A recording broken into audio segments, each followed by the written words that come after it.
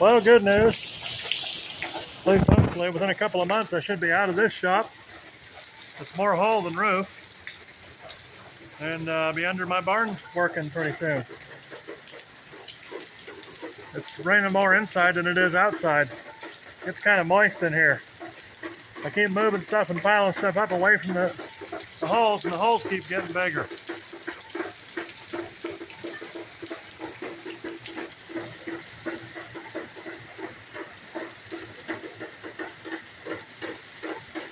I need to get an accomplice to help me move some of this stuff too, because it's hard to get stuff out there because it's 40 miles away.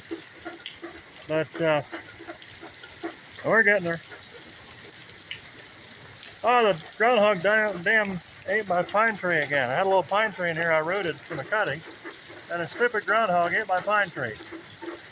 That groundhog is a jerk. I'm going to eat him for lunch one of these days. You eat my tree, I'm going to eat the whole damn groundhog. Uncle Bud says those are good meats. Good and lean.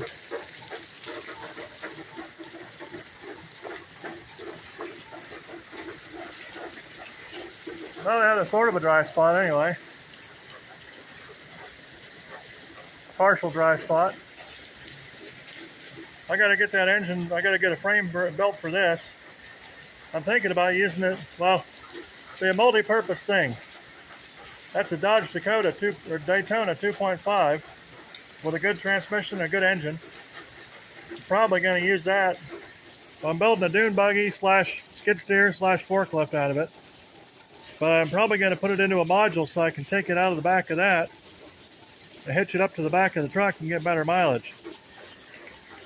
At least that's the theory. And that little Jeep over there, I got the motors working in it. I got a controller built for it. All I got to do is hook it all back up, and I'm going to paint it and give it to my little nephew and my little niece. They're going to go jeeping around the yard in that. I think they're going to enjoy it. I got fenders and a tailgate for the Dakota. Once I get a chance to put those on, the fenders are kind of banged up in the front because they weren't real careful. Their scrappers taking them off. So I got to clean them up. I got to bend them back into shape. There's weld better pieces on. There's my Project at Eden's gate barrel. The three-wheeler, that's got to go. Welder and a battery charger and all kinds of other stuff in here got to go. Hydroponic setup's got to go. I got to be careful what I take from. Well, I'm not dealing with the stuff that's not legal in PA, but I just got to be kind of careful if I ever do, because I can't take anything. Certain things that are legal in Ohio over to PA because they're not legal over there. Boy, look at this. That's cool.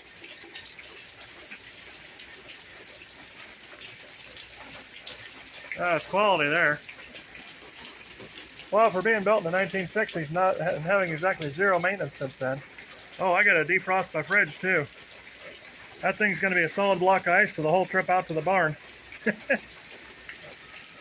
Well, I'm going to get cooking here. I like this place. It's nice and close to work, but it's time to pull out.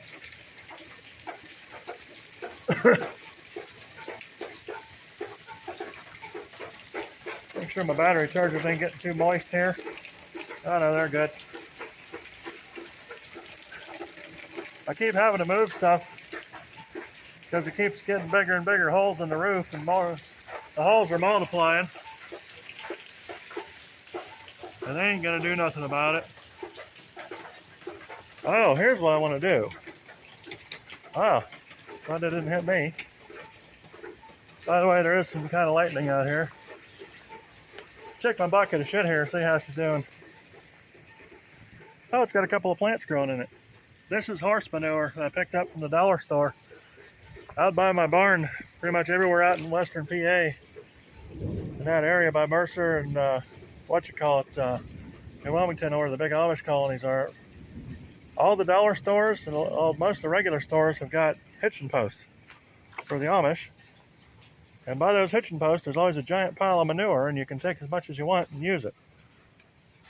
Anyway, I'm going to see if they'll let me take that beam, because they think it's ugly. So if they think it's ugly, maybe I can take it off their building and put it on my building. that beam that sticks out, because that would be a good, perfect thing to stick in my barn. Once I've got enough stuff to reinforce it, stick it up on top of, and then run my ass a crane up there instead of here. I only got about 10 feet of ceiling there, but 10 foot's enough to pick a motor up out of something, and it's enough to pick a van up off the chassis and put it on something new. There's my crane right there. I bought that from Harbor Freight myself. That don't belong to the shop. And this, I gotta change the motor. Here's the motor. That's going in that. 318 Magnum. I got the mounts for it that are different. The frame mounts and the motor side mounts are weird for those. They're different from the original LA ones. Oh, check this out. This is cool. I fixed this light. I don't know if you can see it or not, but it got some water inside of it because the lens got cracked. So what I did, now you can sort of see it, was I took the lens off it, soldered some new wires to it to fix the old ones that corroded off, and then I potted the whole thing in epoxy or resin, or whatever you want to call it. But this one here, you can see this one's, it's still got the lenses kind of visible. This one, they're all a solid block of plastic, but it's real bright. Check this out. This is kind of cool. Let me turn the thingamajig on here. I can shut this light off now, quit wasting bat tray. Okay, flasher's on, regular lights on. Yeah. So these spotlights on the back of here are really cool. You can probably see them already against the ground. You see them reflecting off of stuff. So I bought red LED spotlights off of Amazon. And here they are. Ouch. Here they are in the back of the trailer. I'm going to put a set of these on the back of all my trucks and stuff too, because they're friggin' bright. Like, this kind of doesn't show how bright they are, but it's painfully bright. So if I get a tailgater now, I just leave my brake pedal on just slightly. I just get down the road and they go away. Oh shoot, that's the other thing I gotta do. I forgot. I'll show you something here. Turn the light back on.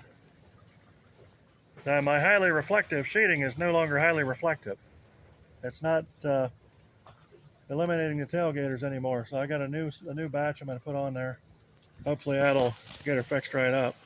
I got a couple of barrels to stick nasty water in for the barn. I want to try to plumb these up to the gutters or something.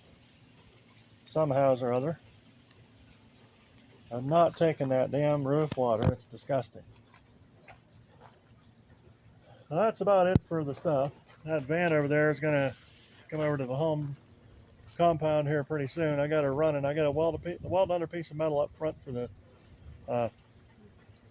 front subframe, just to stabilize it, make it drivable. And then this thing's going, I think, to a friend of mine. He races front-wheel drive Dodge stuff. And it's a 3-speed transmission. He can use that. And this here is a camper frame, which I have significantly reinforced. I welded in some square tubing up here I got for real cheap. Back to here. I'm going to weld a couple of pieces across here, and then a couple of pieces and triangulated back to the axle truck assembly here. And then that should be it. All I have to do. Then I should be able to drop the house part of the camper on top of this, and then take off for the barn, and then I'll have a house at the barn, sort of. Or at least a camper. Oh, I gotta stick a plate on it yet. That's not too bad. Since the house part and the trailer part are separate, I'm gonna take this down and weigh it, and then put the house part of the trailer on. That way it doesn't cost as much. And I can drop the house part off of it at the barn and pick it up whenever I want to. It's not fraudulent or anything, because this is the trailer part. It's turning out. It's a lot stiffer than it was. That's what the ladies say. It's not perfect yet, but it's stiff enough that once I reinforce this front section a little bit, you can tell I had a concussion when I was working on this, when I started building this, and it's just terrible. So I've done a lot of welding and a lot of reinforcing on this thing to get it to where it'll actually hold what it's supposed to hold. But anyways, yeah, there's my bright stuff over there. And I got the yak on the front of here and everything. It's kind of cool. We got the little wheel on the end of there and everything. It's good. That's good and stiff now, except for that one spot where the triangle section meets the straight section right here.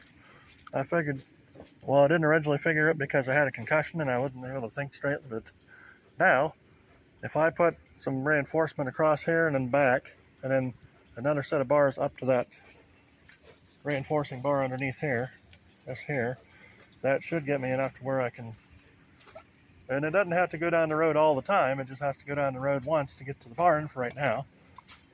Maybe once to get to Winona if I want to camp down there, once I get the cabin built at the barn. Now I got the airbags for it, which you can't see because it's dark. That's the old Daytona back axle. It should hold up enough. It's not that much weight really yet. I'm gonna weld some stuff up here. I'm gonna weld the backing plates for those onto the cross member there. I'm gonna weld in two bars to sit on top of the airbags. Once I do that, we should be good to go. I put the plumbing in for the airbags, put some lighting on there. I've already got the wiring and everything I need and the lights for it. Get that going, and that should be about it.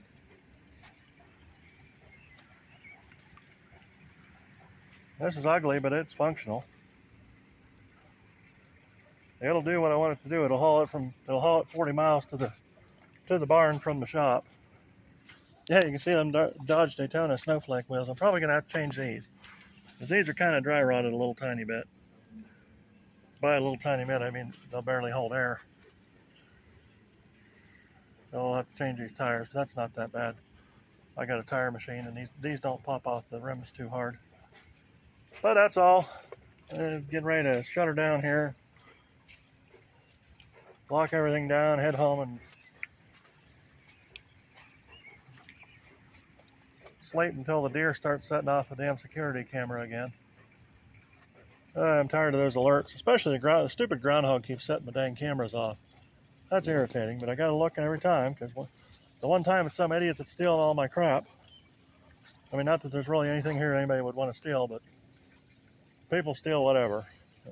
So just every time that camera makes a beep or it makes that obnoxious noise I hear, wakes me right up, bolt up right in the middle of the night, and out here I come. Or at least out here I look. Oh, that'll be nice to not have to do that with the barn too, because if I put a camera inside there, only the stuff that's inside is going to show up as moving, and the rest of the stuff doesn't need to be an alert, because unless somebody's inside, I don't care. Inside or next to the generator. That's about it. Well, I'll see you later.